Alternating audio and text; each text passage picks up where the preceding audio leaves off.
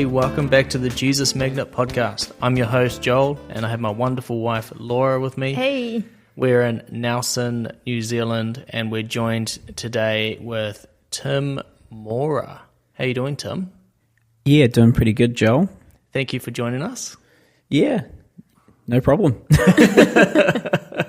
We are at an organisation in Nelson called Youth Venture, which works with youth, sort of does a bit of discipling. They've got this awesome home church set up here.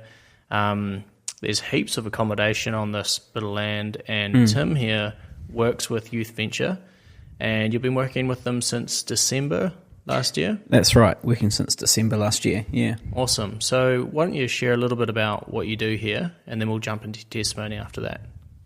Sweet. Yeah, well, so as I said, been here since December last year, and the whole idea has been basically that I'm a part of, I'd say, two ministries, if you could pin it down, and I'd probably say that's young adults and children's ministry, and both kind of require the other. Yeah. Absolutely. Yeah, it's really interesting. Like my main ministry and what my sponsor letter sort of says, because I put a letter out to people to sort of garner a little bit of support, because I'm basically, other than a little bit of part-time work, I'm basically doing it off donations, basically, which is awesome. We should be able to put a link in for your donations in the episode details. Would we be able to do that? I could totally send you guys the sponsor letter. Yeah, you guys could chuck that in there. Yeah. We'll do that, yeah. So if you're interested in that, it'll be in the description as you're listening to this episode, so go check that out. Yeah, so, and on that letter, I basically explain what my main ministry is, and it's I want to raise up, I want to see young leaders in faith raised up. We're kind of entering a time in the church where I think a lot of people are looking around and recognising, wow, leadership's a big issue that needs to be addressed, or just a big need, and I suppose it always is a need, you know. Yep. Even in Jesus' time, it was a need. He says, the fields are ripe for harvest, pray to the Lord of the harvest, And so I'm not exclusive to blokes, but that's kind of the niche that they've got me working in, is trying to raise up young men as leaders. And so that's been really cool. And this is where it starts to branch out, of course, because if I'm raising up these guys, and there's a lot that goes with that. If you want someone to teach, they have to be able to have a space to teach. So now you're not just focused on building relationship with a person. You're also focused on creating a space for them to outwork their skills and stuff.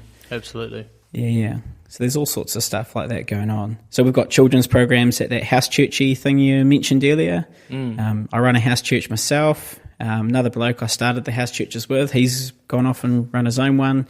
A bunch of us guys get together and do a men's group on a monthly basis. And yeah, that's kind of the structure of what it looks like. Sweet. Awesome. I mean, it definitely has a need for this generation, like more than we realise, because, I mean, there's ads everywhere about mental health and how much that's damaged our generation in particular, because especially with young guys and definitely girls as well, but I've got a friend of mine, he's a pastor, and I won't say who he is, but he was sharing a little bit about his son and how he would get bullied at school. He's just at primary school, and then that would carry on. Like, we used to get bullied at school if you did get bullied, and then you'd go home and it would be over. But these kids get bullied at school, and then they get home and they open up their phone or their tablet or whatever it is, and the bullying continues online. Totally. And it's non-stop 24/7. So I understand that the reason that mental health starts even younger than it's ever been before, and more severe than it's ever been before as well. So yeah, I really take my hat off to you, Tim, doing that. It's a serious need, and yeah, thank you for, it's a big one that needs to be filled. So Tim, have you always been a Christian? I got a controversial answer to that. Okay, let's hear it. Yes. No, I suppose it's not controversial, is it? Well, my dad's a pastor. My mum's a youth pastor. They have been working for the last 20 years in the Anglican Church. Dad even about maybe 5 or so years more than that, or more even previous to that. And so I was baptised as a baby. Yep. And so, that's hence why I say controversial, because a lot of your 99.9% of your evangelical listeners will be going, "That's unbiblical," and I'll be going, "I used to agree." No, anyway, but hey, just to redeem that a bit, even though I'm saying that, I did also get baptised on my own faith as a young adult, so I am safe. That's all good. Well, it's a bit about your own heart, really, isn't it? If I've met people all over the world and they say, "Yeah, I've been baptised. I was baptised as a baby," and in their heart they're like, "I've been baptised," and from their inner being they believe they were baptised, and in other words, in their faith, they've been baptised. Totally. So I know that baby baptism isn't technically biblical. It was brought on by the early mothers of the early church, terrified that Jesus was going to come back in the next day, and they're like, "Oh, my kids aren't going to go to heaven unless they've been baptised," so they started baptising all their babies, and that's where it all branched off from. But I still understand that all Jesus cares about is the heart. He says, if you even hate somebody with your heart, you've committed murder. If you even lust with another woman with your heart, you've committed adultery. But if you've been baptised in your heart, if you feel in your heart that you've been baptised, I would say you've been baptised from Jesus' point of view. But again, I say that there's real power in doing it as an adult and going, "Yeah, I'm making a public declaration of being baptised right now." So that's cool that you've got both of those up your sleeve, those answers. I do. I mean, because I pretty much believed the it's unbiblical argument for about up until probably about maybe about 5 years ago, and then I discovered a biblical argument for it. But this isn't a theology podcast. Yeah, true. Maybe we'll talk about that another time, or maybe even at the end. But yeah, let's go back to your testimony. So you've always known about God. Yes. Yeah, cool. When did you start applying God to your faith and not holding on to your parents' faith?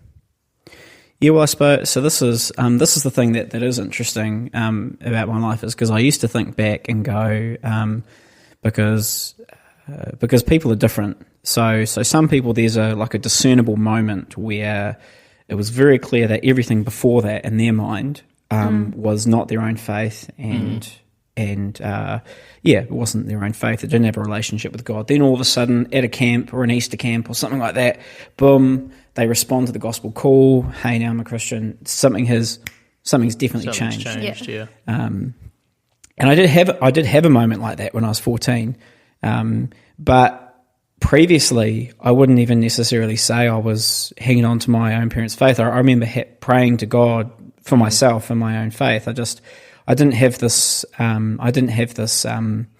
was a Christian, so I just believed I was a Christian. Oh, I'm a Christian. I know God. I'm praying to Him. I'm learning about Him in Sunday school. Yeah. So would you say that moment that happened when you were 14 was your public declaration, more or less? Would that solidify this is you? Yes, definitely. Like everybody else. Yeah, because what happened was, so here I am. I'm a Christian kid. I'm growing up. I'm just living life. Things are pretty just just pretty normal. And then I'm going to this Easter camp, and I hear the gospel, and it strikes me personally to the heart, really personally to the heart. Just really understanding in a fresh way how Christ died for my sins. And so they offered the chance to respond to the gospel call, and so I did. And that was one of those moments. It was like, boom. It was, I felt when I walked out, I was 14, it was an Easter camp. I walked out of that tent and I felt different. I knew something had changed for me and within me. And yeah, so there were all sorts of changes that were instantaneous and other changes which have happened along the way. But that was definitely a watershed moment, a boom. Yeah. Where it became more owned by me. Yeah. What were some of those instantaneous changes that you noticed? Yeah, well, up till that point, firstly, I had a sensation. Leaving that tent, I had a sensation of clarity. I had a sensation of a large sort of oppressive weight lifted off of my shoulders. Yeah. So I just felt like I could stand up taller. I felt like I could breathe easier. I felt like I had more clarity. There was some, there was a bit of back and forth between me and some of the other teenagers on that camp. We kind of didn't like each other, and going into that tent, I had this great anger for them. I'd even say hate, but leaving that tent, I didn't feel that anymore. I just had this love. I had love for them, and I was like, oh my gosh, I love these people. That's cool. Yeah. It's just like the anger dissolved. I'm not saying I haven't been a ratbag since 14, but or I've never given reason for people to be annoyed at me. But no, that's two things that definitely massively changed. Yeah, that's cool. What about the things that took a bit longer? Like, were there some things that maybe you had to go through a process, or anything like that? I feel like we're always in process, eh? Yeah. So I feel like the stuff that's taken time is really just the maturation of faith and understanding and behaviour, really, I suppose. Yeah. So it's just, I suppose it's just outworking what you believe and how you live in response to what you believe. Yeah. That's cool. Awesome. So tell us a little bit about what your journey was after you're 14. I mean, you always believed in God. You always prayed about, where you should go with the Lord. But then you had this one moment where obvious sin left you, and you're washed, more or less. That the sin, the weight of it, lifted, and was replaced from hate to love. So what was over from 14? I mean, you're in those young years, teenage years, which that's probably the hardest years of a lot of people's lives. So much is changing, like incredibly your brain's formative. developing. Yep. Yeah, everything. A lot of the time it's when people start thinking about girls for the first time, all that. Yep. Did your transformation at 14 or your epiphany or whatever you want to call it, did that start affecting your life when you were going to school and things like that? Yes, it did. It's like, I mean, both. There's positives and negatives. Like I said, there. It's not like I never gave anyone a reason to be annoyed at me. Afterwards, I often sometimes reflect back on my high school years, and I'm incredibly ashamed of them in a lot of ways, because even though I was a Christian through high school, a lot of my behaviour and just my behaviour and my attitudes towards people, just weren't good. Just weren't good, and I really just in some ways I wouldn't be afraid of saying that I definitely was not a good witness. I did sort of bring a little bit of disgrace on the name, sort of just in my behaviour. I'd say hypocrisy is probably that biggest issue there, as I felt like a gigantic hypocrite. It wasn't all bad. Like I say, I do look back and I am kind of ashamed, because I think there is a lot there that my peers, and especially my peers who are not in faith, could look at that and they could go, "Oh, that Tim guy, he was a weirdo. He said he was a Christian, but this and that and this and that." But on the other hand, I also did try my best, and there are stories and people I remember in my mind of people that I tried to build meaningful relationships with, and genuinely care for them, genuinely love them, support them, offer them counsel, offer them advice and help, and just try to be there for them and stuff. And a lot of that was motivated by, since I was 14, this change that was in me, like that love that came into my life at that point, I would say, or was sparked, ignited in my life at that point, that began began to motivate this care for people while I was imperfect, but I still did my best to try and care for people, yeah. Yeah. Wonderful. Did you have a lot of people need to learn or struggle with this concept of hearing God's voice? Is that something you've been able to do throughout your life? Mate, I think that's every Christian's struggle, especially when you're younger. But even if you're older, I think it remains your struggle. It should remain our struggle throughout the entirety of our lives. Because Hebrews 5 and 6 are very clear that the definition of a mature Christian is that it says, but meat is for those who are mature, for those who, so therefore the mature are those who, through constant practice, have their powers of discernment trained to discern between good and evil. And then you ask, what is good? Biblical good. What is biblical good? Because we have all sorts of human definitions for good. Yeah. Helping an old lady across the road is good. But what is biblical good? You go to Romans 12. That be transformed through the renewing of your mind, that you may be able to discern what is God's good, perfect, pleasing will. So God's will, God's voice, that is what is good. God's purpose is good. And so you put that together and you go, the definition of a mature Christian is somebody who is constantly practicing to discern what is God's will. In this situation, God, what are you saying? To me right now, what are you saying? Yeah. That's really good, because I don't know exactly which verse it is in the Bible, but it talks about the desires of our hearts are evil. The desires of a man's hearts are evil. Yep. So it's evil definitely continually from their youth. It's Genesis 6, I'm pretty sure, yeah. Yeah, it's not to just go, what do I think is good? Yeah. It's not about that.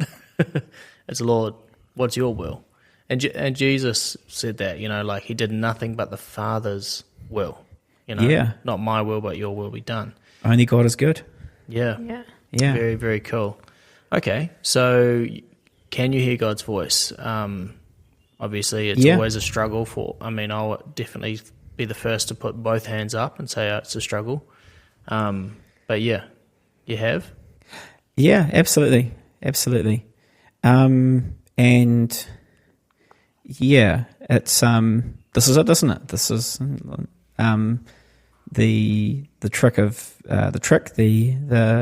the key. It's kind of uncomfortable to say that too. Here's 5 keys for how to be let's create a book. No, but it really is kind of the essence of it is learning to discern. So, sometimes I hear his voice. Sometimes I think I'm hearing his voice, but it's not his voice. Sometimes I'm hearing his voice, but I'm not sure it is his voice. So I don't think it's his voice. So how do you know when it is God? Yeah. Do you have a checklist that you go through? I suppose it's different for everybody as we go on that journey of constantly practicing to discern how he is. But for me, the most relatable one is for me, it's a deep knowing. There are times where you're hearing and you're going, oh, I don't know. And there are times that you're hearing and you're going, I know. It's this deep knowing. It's a sensation which it's incredibly deep. And you just know that you know, and you can't necessarily give a logical argument for it, but you just know that you know. But so there's those deep knowing sort of things. There's that kind of conviction side of things, and those are times when I'm probably the most certain. I'm like, that's definitely God. But then there are other times where it's just like voices in your head or in your heart, and you're going, is that God or not? For me, I usually see if it lines up with Scripture. It's good. First and foremost, I mean, it is, God's testimony. It is His word. It tells us what He's like, and that's the other thing. What He's like, does it align with His character? What He's asking me to do. I had a friend of mine tell me once, because he's amazing with hearing the Lord's voice. He's got words of knowledge, I think. So I think he read out somebody's credit card number in a crowd of people. Like, the chances of getting that right were next to nothing. And I asked him, mate, how do you do this? Like, how do you hear each number sort of thing and know that it's not your brain, and how do you know that it's God? And he goes, well, it seems like when I do it, when God's working through me, it's like shooting a basketball hoop. And you know when you throw a three-pointer and you know it's in before the moment it's left your fingers, you know it's going in.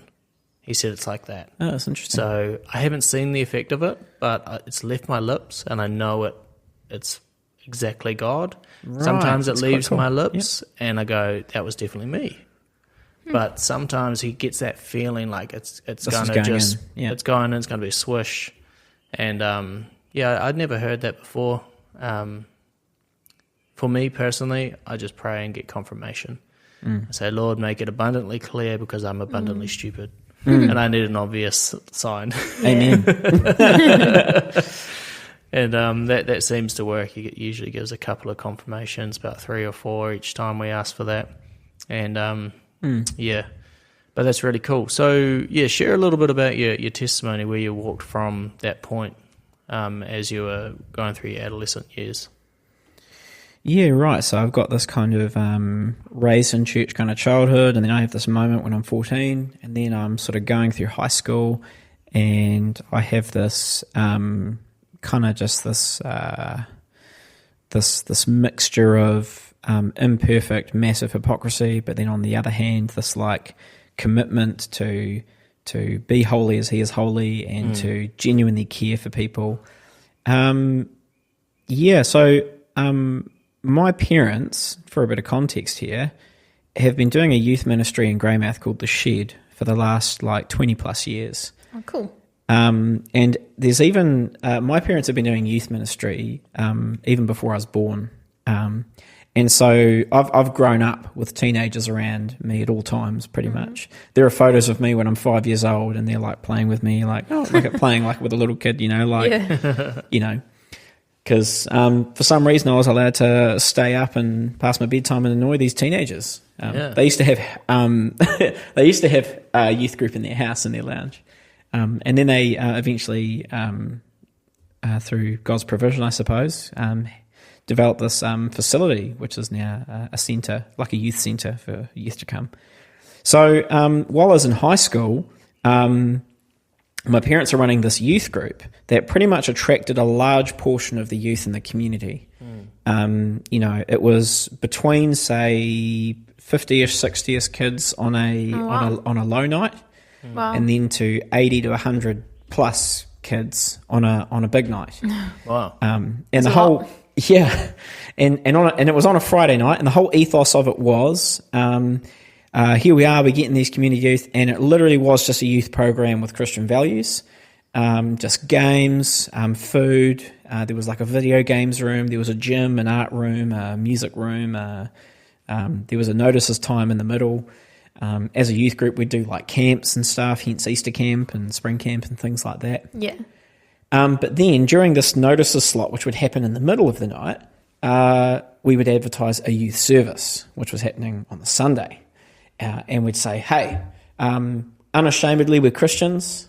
If you're sitting here and you know nothing about Jesus and the Bible, or you know a little bit but you want to know more, you're welcome to come back here on a Sunday night, 7 p.m. And we're not trying to reel you in here, but we are having chocolate self-saucing pudding. So. And that'll get them. Awesome. I'm a huge believer that food and evangelism and discipleship and anything that's spiritual. Yeah. You're physically fed, you can get spiritually fed. They go hand in hand. They're so good. Yeah. Hand in hand. Except when you're fasting, obviously. Yeah. Yeah. Yeah, mate. So now imagine that in your head. So on a weekly basis, here I am, on a weekly basis as a teenager, going to high school, and then a smattering of the kids I know at high school are also coming to basically my backyard. Well, not backyard, my front. I don't know. Yeah. Front yard. It was because it was quite a large property. You had this house, and then there was like a large gravel. Then 20 steps from the door was this mini factory which used to make bathrooms and kit sets, which had now been carpeted out and turned into a youth centre. And then after that, you'd have this big gravel car park where everyone would park their cars and stuff, and then this big grass field where there used to be horses, and then now we play soccer on it and stuff. Oh, yeah. And so it was a big thing. So, but here I am going to high school every week, and then some of these people I know from high school are also coming to this youth centre 20 feet from my house every weekend, basically. And some of them then are coming to youth service, and that's really where the rubber hits the road for a lot of, say, my experience in faith, I'd say, because a decent chunk of those people who were coming to that youth service were also people who were a part of my friend group when I was at high school. And so we would, there were periods of time throughout my high school years where me and one or more people in my friend group had committed to Christ, and were actually trying to follow him and trying to keep each other accountable and stuff like that, and trying to learn more about God together. And so it was this cool thing of us trying to be a witness to our mates and failing at that, but trying. And I don't know. So you can sort of see that it's kind of interesting. You know, you've got this high school world, but then you've also got this weekly kind of youth group, youth service world. Yeah. Wow. How did you go having your mates being accountable to? Because you're kind of all either newly Christian or, you know, you're young Christians maybe. And how did that go, not having more of a mature Christian being your accountability person? Yeah, it's kind of like learner drivers teaching learner drivers how to drive. Yeah, it's basically like two learner drivers jumping in a car. Yeah, totally. You're just going, and it's like a manual as well. So it's like, how do you... It's more like a monster truck. Yeah. I don't know. I suppose. Well, you had the all the different, like your parents, of course, and all that, which were highly trained, being ministers for years and years. So that obviously would have helped a lot. Well, a little bit, but the irony is, I mean, I'm a pastor's kid. The irony is that, and I suppose a lot of missionary kids and pastors' kids can relate to this, is that your parents are amazing. And I've told my parents several times, oh my gosh, I think that, and maybe it's just something that everyone goes through as they get closer to 30 or something like that. They realise how legit their parents were, and they just go, oh my gosh, was I like that? Oh man. Yeah. And you just have this enormous appreciation for them. But it was hard for them to both do so much intense ministry and also do like kind of intense family stuff as well. So it was always an interesting balance, trying to balance out ministry and family. So it definitely helped, but it was also a bit of a challenge. I probably found a lot of my mentoring not just with them but also elsewhere because they had such a big load to carry, I suppose. So I say that carefully and with massive admiration and respect for my parents, because there was certainly, I would not say that there was neglect there. I would just say that this is ministry life. You know, ministry life is always going to be a massive, a hard thing to figure out how to balance family and ministry. So yeah. Can I ask, how did you said that you and your mate were trying to keep each other accountable? What did that look like? It mostly looked like emotional support and just trying stuff. So it would be trying to weekly meet up and do a Bible study, and that lasted maybe 2 weeks. You gave it a go. Awesome. It would look like... you got to Leviticus, right? And you're like... Oh, man. If only I'd understood Messianic interpretation when I was that age, man. Leviticus would have been my favourite.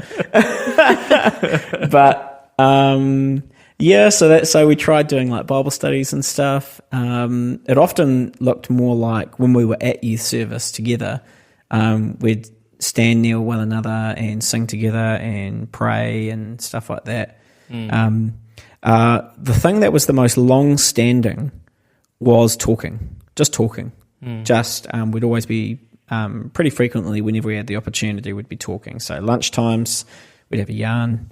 At youth service, we'd have a yarn, and it was really just living life and just talking. And like talking about biblical things, or just each other, just about each other, deeper... just about faith, deep and meaningfuls. Faith was definitely a massive part of it, because we were trying to figure out, man, how do we... Because one thing we tried to do, so firstly it was like Bible study, and that didn't sort of work long term really. And then the other thing was we were trying things like... So we noticed that our friend group really loved kind of dark humour and kind of filthy jokes and stuff like that. And we also really enjoyed those kind of jokes, hence I say the hypocrisy beforehand. And so we were realising that, man, here we are, we're saying we're Christians, and then we're like joining in on these jokes, like, man, okay, here's what we're going to do. We're going to not do that. And the goal might be like for a week that we're not going to do that. So we were trying to improve our behaviour in front of our friend group. For that, and that also lasted probably about about a month, because we just really could not do it. It was really, really hard to do. It's not like we had no progress in it, but so it was things like that. Like it was like the things our group liked to joke about. We didn't try to be like counter, as in like loud counter, like make it obvious that we're not joining in, like holier than thou. But it was just, we wanted to just contribute what was wholesome. Yeah. You're not going around pointing the finger at everybody's planks in their eyes. Yeah. You're, or the specks, probably. Yeah. You're just being gentle about it, keeping it to yourself, essentially being an example more than being a sign, essentially being a signpost. That's really neat. But obviously it was a struggle in that sense. Especially when you're young. Yeah. So you're in like high school. 15, 16. Yeah, totally. So you're young, you've got like no esteem. Your friend group is your esteem, and here you are being counter to what is being valued. Yeah. And so therefore you are not valued. And so, and it's not just that, it's also the fact that there's a part of you that's also like that was actually pretty funny, and you're trying not to join in, so. Oh, that's awesome. I mean, it's probably good to hear, sometimes we get people that we talk to and they've either gone really far one way, down a horrible, horrible path as a young person. It's really nice to have your story on here saying, growing up, I grew up in a Christian family and these are my struggles following Christ, without going down that horrible path. But there's still struggles in it. Yeah. And that you had these tools that you use, you kept yourself accountable with a friend. And that's quite biblical. Jesus sent people out in twos. And I always wanted that. And I believe it's to keep each other accountable, to pray together, where two or more are gathered. Jesus says he is there. And that's really cool. Is your friend, he's still a believer today? Well, actually it was a girl. Oh, okay. Yep. Now, hey, it wasn't like that. It wasn't a romantic situation. Just for anyone listening, they were like, this sounds eerily like a romantic situation. Nope, it was not. And it wasn't just her either that I was trying to stay accountable with. It was different people at different times, and some of those were blokes and some of those were lasses, but she was one that sticks in my mind because she was one who sort of came to faith, and then I don't know where she is at the moment. I don't actually know where she is at the moment. I haven't linked up with her in a while. There was a phase there where I think she was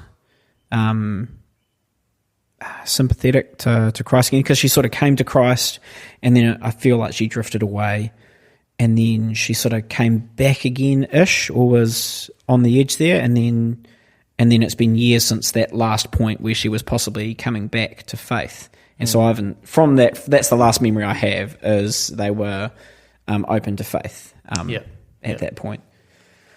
So, so I don't know if they are still in faith. So in terms of a testimony, I suppose it's not the most encouraging one, but... No, that's great. It's one of those ones that I think we all need to hear, especially for these young ones that will be listening to this podcast right now. They're in high school, they're in primary school, and they're getting bullied for being a Christian or whatever it is, because at the end of the day, when you are a Christian, the world's against you. Yeah. Jesus is really, really, really clear about that. Totally. And how do you get around that? So I love that, get around the right group of people. Yeah. Find somebody else that has the same faith as you and build each other, because the Bible talks about that in Proverbs, as iron sharpens iron, one man sharpens another. And that actually brings to just, which almost basically sort of caps off this adolescent sort of phase leading up to when I'm becoming a young adult.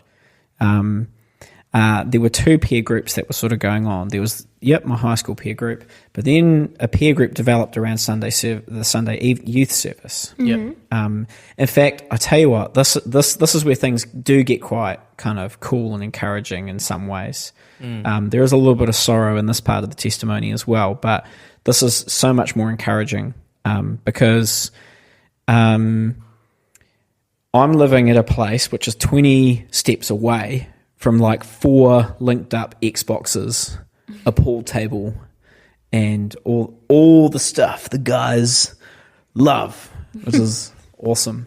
Really? Yeah. Sweet. At the youth facility place. Yeah. Oh, not right now. Sorry. Not right now. No. I mean, I've got a computer that keeps breaking while I'm trying to play games. And that's really sad. But so when I was like, say 17, 18, pretty much almost out of high school, there was this group of boys who were coming along to youth group. And basically what became normal was every weekend, there were these guys, like 5 or 6 guys, who I'd basically say, "Oh, hey mum, can these guys stay over?" Every Friday. And without fail, every Friday, yes, they can. And so they would stay over on Friday night, and we would have pizza and Pepsi. I know they're not advertising for you guys. That's not a plug. I'm just saying that we'd get like the pizza, all the good stuff, the Doritos, and we'd just play video games till 3 a.m. or whatever, and then we'd get up, we'd hang out all Saturday. At one point we tried to do the army fitness kind of thing, and so we were trying to do that, and they could all do 10 pull-ups, and I couldn't even do one, and I was wheezing halfway on a 2 km run, and but it was a good time still. It was a good time. But every weekend was which guy? Okay, who's staying tonight? Let's play video games till 3 a.m. Let's talk life. Let's talk God. That wasn't even intentional. It just happened to be that way. Hang out all Saturday. Go to the Elam church on Sunday morning, and then come back to the evening service on Sunday night. Especially because some of those guys were in the youth band that was was being created there at the time. So for a good 2 years, this peer group got created. A good friend of mine actually, Sam Kenny, was a big part of that. He's a real awesome dude, and we both hated each other when we first met each other. It was crack up. We both thought the other was an arrogant pastor's kid, and then how all good friendships start. Yep, because he was the son of the Elam pastor, and I was the son of that. And my mum just has him on one night, and he's just a leader, just straight away. And I'm sitting there going, "Oh, what? Who's this guy?" But you know what? He extended the olive branch. He was the one who broke the ice and came to me and started trying to build a friendship with me. You know what he did? This guy's an absolute martyr, an absolute saint. I say martyr for a reason, because he tried to verse me at Halo. Yeah. And he had never played it before. And so I was just no, I'll take it easy on you. And I'm just running around, just demolishing him, just cracking up in my seat. See what I'm a bit of a jerk, I suppose. But he was so calm and friendly and patient. He was just I'm trying to build a relationship with this guy. So wow. Yeah. And it was all good from there. Basically, that's awesome. We all started hanging out. That was basically when a lot of that stay the night stuff with that bigger group of guys started happening, because he was also bit of a gatherer as well. He was pretty influential and built meaningful relationships with a lot of the guys who actually would stay at my house at that night. So that's amazing. It's actually really similar to my upbringing as well on a weird level. None of us are pastors' kids. One of them is, but we did the whole gaming thing every weekend for years, and with the Pepsi and all that. And I had one of my friends. He wanted nothing to do with me during high school. Yeah. He thought I was the biggest tosser ever. Probably was. Rightfully so. This is a shout out to you, Todd, who's a host on the Jesus Magnet podcast back in Queenstown. Praise be. And he didn't want anything to do with me during high school. However, I have to admit I had gotten in trouble with the police a little bit, and he had full right to not really want anything to do with me. Funny enough, though, I pretty much give him like 10 years up from high school onwards. I'm his best man at his wedding. Man, how good is that? And this guy, I just so wish I could walk in when I was as my younger self and say, hey mate, as much as you hate me now, I'm going to be your best man. Oh man. Yeah, he wouldn't have had anything of it. But, we know what you would do if you had a time machine, don't we? No, he's an awesome guy, and he's a real strong in his faith, and he's great to build off. So yeah, if you're listening to this, Todd, there's a shout out to you. We love you, Todd. Yeah, that's really, really cool to hear, though. But having that close group of friends, even if you are gaming, doing all of those things, you're still going to church and things like that. It's still faith was a massive part. It's still huge, eh? You had this common. You had Xbox and Halo, but you had this center point of Christ in everybody's lives. And I love how you still went in the morning, you still went at night to both of those church services. And, essentially gave to God what was due to God and honoured him. And I'd say about half of those guys, or maybe just under, are now, at this moment, involved in ministry in church. And stuff That's really cool. And the sorrow of it is that some of these guys did sort of assess for themselves and go, oh man, I don't actually believe this, I guess. And that was really sad. That was heartbreaking.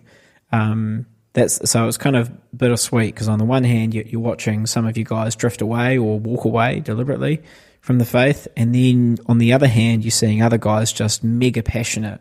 And ironically enough, the guys probably that the world wouldn't choose. You wouldn't expect these guys to be the guys who actually carried on and are now doing awesome things for God. Wow. So yeah, pretty That's really cool. That's cool. Yeah. So you finished high school. This is funny. You and I are exactly the same age. If we were in the same town, we would have been these mates. Yeah, we would have been. Yeah, the boys. Because we were doing the same thing. Yeah, exactly. We were just in Queenstown. Halo 3? Yeah. Yes. The best Halo. That's awesome. But we probably versed you online, to be fair. Yeah. Oh, you were the guys who beat us. Right. Puppy Stomper was my gamer tag. Puppy Stomper? Yeah, you don't know how I got it, eh? It's just, yeah. No. Mate, was it one of those randomized generator ones, or you just... Yeah. Yeah. But, so what happened after high school? So you're 18, 19, 20. Where'd you go from there? And did your faith fluctuate in that, or did you continue to build from there? Because you've obviously got this real passion for young adults now. Yeah. Which is similar to what you had back in those days as well, but taking on more of a leadership, discipling role. Yeah. So when you're younger, and even into adulthood, because a lot of us haven't always, it's a struggle to avoid this, but faith would have been very sort of personal and self-focused, almost basically narcissistic to the point, because when you're young and you're developing, it's like this is the stage in your life when everything's changing. You are becoming who you are in a massive way. Your brain, especially for guys, sorry about this, ladies, but our brains, for some reason, don't finish developing till like 25, 27. So you guys have to deal with absolute eggheads for like, till they're almost 30. Like, goodness gracious. But that's why they like older guys. I'm sure. I'm 100%. 100% think that is the case because they're actually the same maturity level. Yeah, probably. Yeah. It's just like, yep. You should be a lot more mature than you are, but you're not. Relatable. So 20s and stuff now, righto. So at this point, I think you have several of these big checkpoint moments, So when I'm 14, that's a big moment. And I'm pretty sure I might have had another one when I was like 17 or something like that. Because they're these massive emotional highs, that accompany it, And a lot of people like to major on their checkpoint moments, And they're called checkpoint moments by some people for a reason, because they are usually big turns in a person's life, greater commitment to God. But at this point, I suppose I was quite passionate about my personal relationship with God,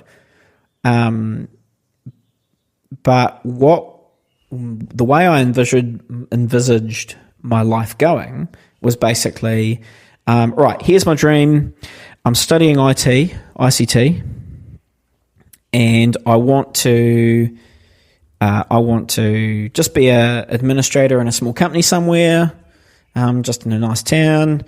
Want to buy a house, go to a church, meet a nice girl, white picket fence. If I've got that, I'm fine. That's all I want out of life. Is I just want a simple job that will get me a house and sorry, I'm knocking the table here, but just a job, a house, a girl, a family, and a church, and that's me. And if I have that, then awesome, that's great. So I've already got my idea of what I want to do, and then it occurs to me partway through sort of pursuing this. I'm working part time at a newspaper and at a polytech at this time in their IT departments, and it occurs to me, it's actually kind of God's to decide what I need to do with my life, and I actually need to ask Him. And this comes back to that discerning God's voice thing again, because that was really hard. So I started praying, and I was praying, I tell you, I lived not far from the beach back then. So I would, on a almost daily basis, or at least definitely weekly basis, be walking down on like a Thursday or a Friday or a Saturday night or something like that, probably more like a Saturday or something. And I would be praying to God and just asking Him, just pursuing relationship with Him and just talking to Him and just talking about life. But I would also be asking Him what He wants me to do with my life, and I just was not getting any answers, just no answers. But then after about 6 months of persisting with that question, I feel what came through was that God basically said to me that I want you to move to Nelson and train for ministry, basically. And I had a sense in my heart that wasn't necessarily like official ministry, like say being like ordained as a priest in the Anglican Church, or being a pastor in some movement like Elam or something maybe. And then coincidentally, one of the local vicars is offering me this training at BTC, this theology training, kind of a taster course. What's BTC? Yes, BTC. That is Bishopdale Theological College. Shout out to you guys. Sorry. That's good. And they are where I recommend them. Yeah, totally. They are where I did my degree in theology, and so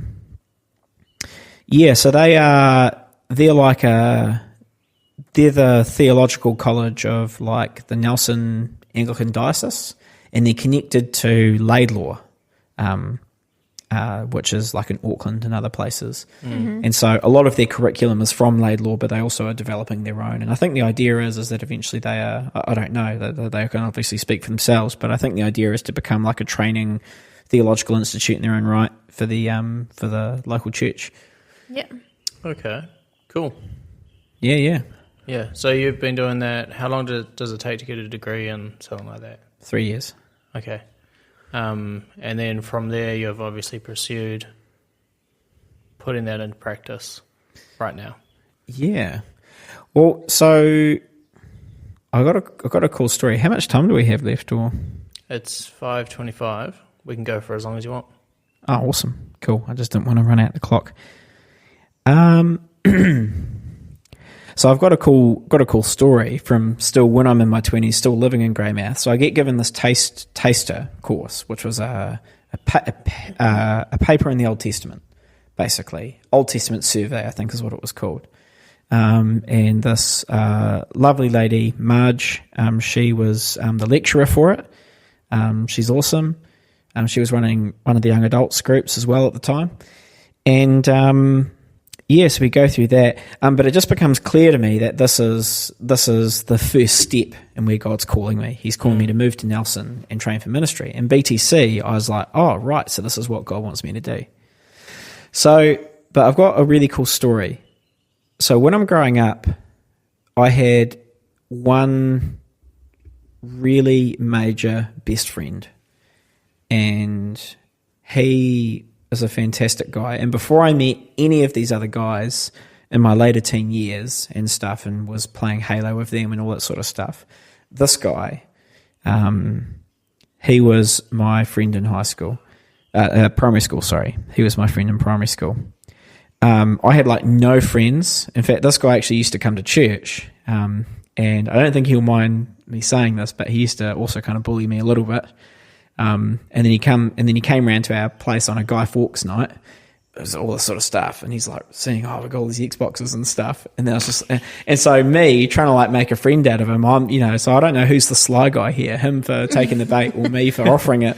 But I basically said, "Hey, so I actually like live here, and I get to like play these games anytime I want. So so I'm pretty cool."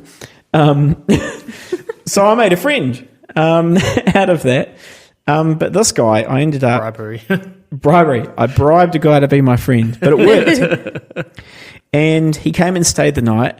But I kid you not, even though that's kind of a bit of a suspect start, we stayed awake and talked till like 4 a.m.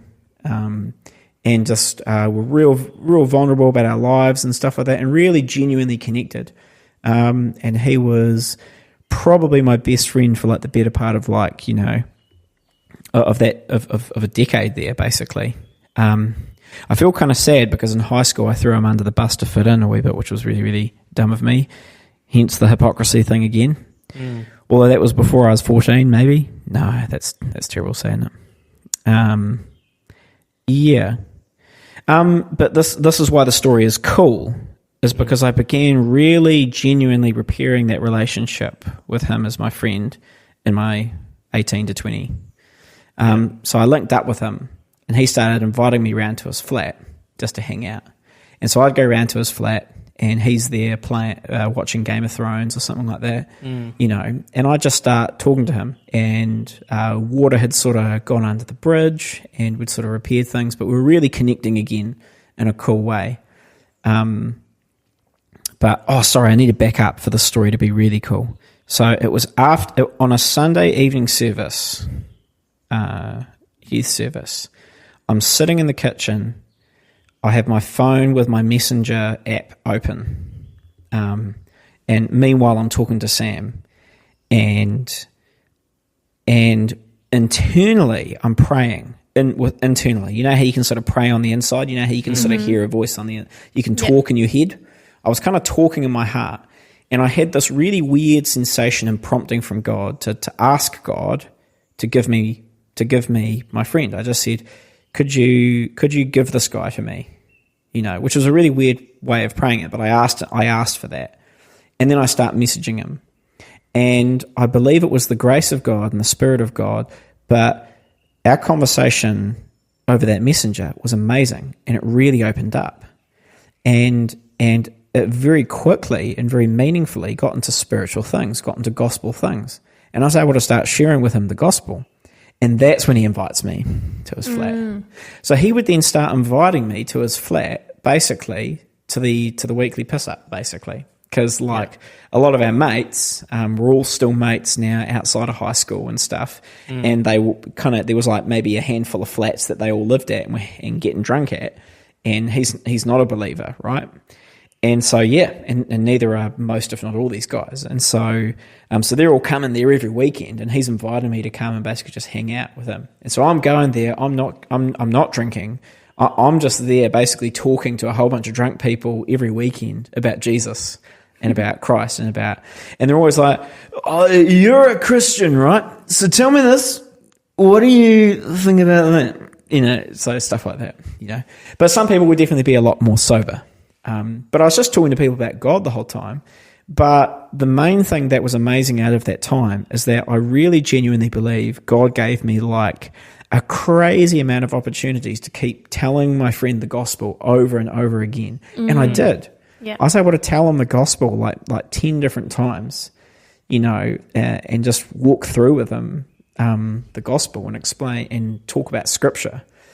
Kind of the gateway into talking about the gospel was actually getting him to accept conversations about the Bible by talking about the funny stories. Oh, yeah. Yeah. Or the war stories, the gory stories. And, oh, sweet. Yeah. So he came back to Christ, your mate? No, that's the sad part about it. But I feel like it's like I asked God for him. God gave me an opportunity, a plenteous opportunity.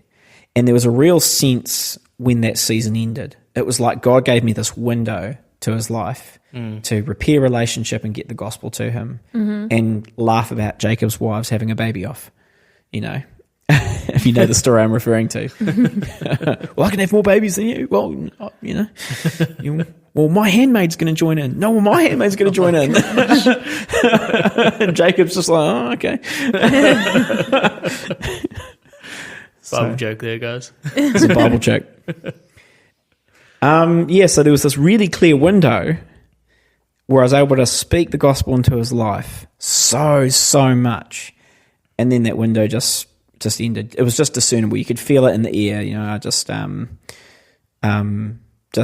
he was moving away and I was moving away, and just life just took different directions. And I wasn't going where he was going. So I was just like, man, how cool! Like God just gave me this opportunity because I asked for it. I just prayed. I just asked God for the opportunity, and He just made a way. This is where the body of Christ is really unique, though. Because sometimes you're the hand that's planting the seed. You're just planting it down, and then the next person goes and they water it at wherever he is now. And then there might be another person. It could be 10 years or 20 years from now. Yeah. And they get to harvest it and they get to lead them to the Lord. But you have to have all of those stages. We all come to Christ a lot of the time you just look at C.S. Lewis. He had so much of his life looking at Christ objectively, looking at Christianity objectively. And it took him, he was an atheist at 14, and he didn't become a Christian until, I think it was like 15 years or something like that, but he had been like studying it over and over again, like essentially watering the seed, planting the seed over and over again. And he had all these mates around him that, like Tolkien and all that, and they all helped him essentially answer those questions that he had. And without all of that body of Christ, he might not have ever got there. Yeah. But yeah, I think his testimony hasn't finished, Yeah, man. Absolutely. Exactly. There are people who still, people come to faith at all different points, eh? Absolutely. Some people come to faith at like 70 or something like that, going there, and then they look back and go, "Wow, God was reaching me the whole time." Yeah, and the Bible has that. In Jesus talks about the parable of the workers in the field, and they each get paid one. I can't remember what's the currency there. It was either like talents or minas or it starts with D. Dynasty. Denarii. Yeah, that's it. One denarii, no matter just for their work for that day. It didn't matter what time they started, and each worker started at different points of the day, and some didn't start until the very end. They still got all paid the same, and that's a reference to salvation comes to all of us. We still all get salvation, no matter at which point of our lives we accept Christ. We're still all rewarded with salvation. It's given to us. the same reward. And then we go into the actual rewards after that, but that's another theological podcast that we can do on Tim's podcast. Just read the end of Matthew's Gospel. You'll see the parable of the talents there. Yeah, very cool. So are we roughly at the end of your journey now? Because I think must be about 28 now, are we? 28 years old? That story I told was while I'm still, like, say, 21 in Greymouth. Oh, true. My bad. I thought this was like over the last few years. No, that was Okay. So what's been happening since then? Yeah, there's basically two chunks to what's been happening since, because then I moved to Nelson. I moved to Nelson at 21 to start an internship and a degree in theology locally here in Nelson. I interned at St. Stephen's Church while parallel doing my degree for those same 3 years. Then I spent a year or two out of ministry and in work, except I still volunteered in youth group and stuff like that. And then I was on staff for about a year or two. And then the second section is almost just beginning right now, actually. Basically, this whole farm stuff and even the house church that developed maybe about 2 years before it. Yeah. These are the two sections. Basically, my internship and degree period, my time at St. Stephen's, and what I'm doing now, which is sort of a bit more freelance kind of ministry, you could sort of say, local missionary. I don't know how exactly you'd define it, but yeah. Awesome. I think it's just hearing God's voice and moving. Yeah. Really. A lot of the time people think of a missionary and they go, oh, well, you have to be a pastor or a youth pastor. Those are sort of the two options. Or you have to be in Africa as a missionary. Totally. That's it. But no, it's whatever the Lord's asking you to do. You could be working in your workplace right now as an accountant and you're hearing the Lord say, stay there, I want you to reach these people in your workspace. I actually know an accountant who is doing that. Oh, cool. Yeah, awesome. Shout out to them. Yeah. Cool. Yeah, so I've got a question, though. What's some advice for somebody that's coming to know the Lord, or they've got a friend that's coming to know the Lord? They have known the Lord for a long time, but they don't know how to get the gospel to them without them potentially rejecting the gospel. How do you get over that fear of evangelizing to your high school mates? Because that always scared the crap out of me. It does, and it's always scared the crap out of me. And the reality is, it pretty much almost always will. It just always will. You will always be afraid to do it. Everything God called his saints to do in the Old Testament and the New Testament was stuff they would not imagine that they were capable of. And yet, with his grace, they were capable of it. I just point back to that story of my mate who I got to give the gospel to over the series of a few months. And none of that was my doing. That was entirely God. There was no way I was getting into those circles. I was a weird, gawky Christian dude who didn't drink. I'm not exactly a lot of fun at a drinking party. Oh, wow. Sorry. I'm thinking back to my high school years. I did get involved in one or two, and they did think I was hilarious. But I think they were more laughing at me than with me. But I was also laughing at me when we were recounting it. So, but I had become someone by this point, 21, who you would not really want around at a drinking party. So that's the point. And the point is that that God made that possible. So pray, ask God, trust him, and figure out how you might reach them. Like, God's going to lead you. You got to trust that he's going to lead you. Like, he's given you a brain. I used to wish that God would give me a blueprint, or that God would take control of my limbs and make me do bzz, bzz, bzz, what he wants me to do, But when you're signing up to God, you're clicking that recapture thing that says I'm not a robot, really, you know. And like there's a verse in the Psalms that says, "Do not be like the horse or the mule that must be pulled with bit and bridle." That's the leash, the thing that they have to put in their mouth. Otherwise, it will not come to you. You know, he wants us to come of our own free will. And so I believe he also wants us to do ministry and stuff of our own free will as well. He doesn't want to have to be like puppeteering us. So what I basically did was I just asked God, and then I just started talking, and I just trusted that he would help. And sometimes, like, just you got a brain on your shoulders, use your brain. Like with my mate, I knew that just going diving in headstrong with just a, hey, let me tell you the gospel, just that was not going to work. I had to make the Bible funny, and I had to make the Bible interesting to even get him involved in a spiritual conversation.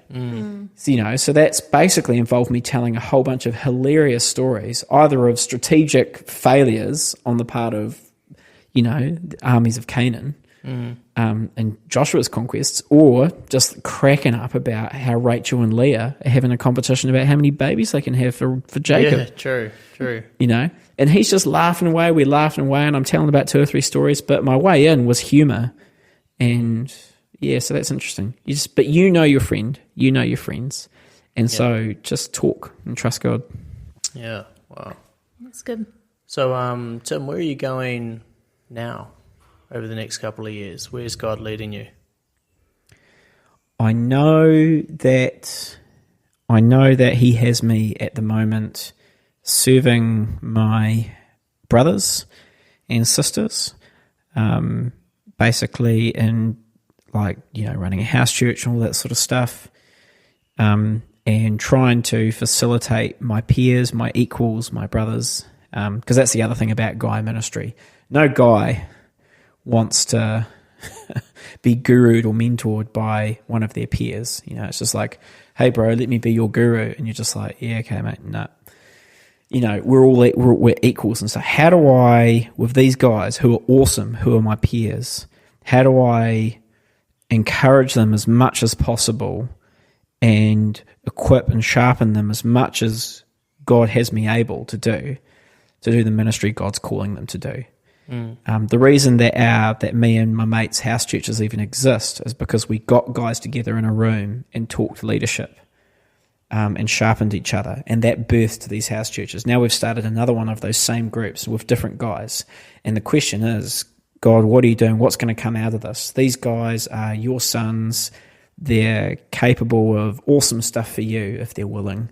What are you going to do with them? And so really at the moment, where he's taking me is just keep building awesome peer relationships with your bros and encouraging them as much as possible to seek God's will, because who knows what God's going to birth out of that. It could be more house churches, it could be discipling, it could be whatever. Yep. Awesome. Well, thank you, Tim, for, you know, being bold, sharing your testimony with us on the Jesus Magnet. It goes far. Like, you just never know how far your story is going to go. We say this all the time on the Jesus Magnet, is your story could be the key to unlock someone else's prison. And you just don't know, you know. It's only really God who can turn a mess into a message, a trial into a triumph, and a victim into a victory, and a test into a testimony. So thank you so much for joining us on the Jesus Magnet podcast, Tim. You're an amazing guy. Well, we'll sign off now. So I hope you enjoyed this episode of the Jesus Magnet. Stay tuned for more. And find us on Instagram and Facebook and Twitter now. Just recently signed on to Twitter. And we'll see you next time on the Jesus Magnet podcast.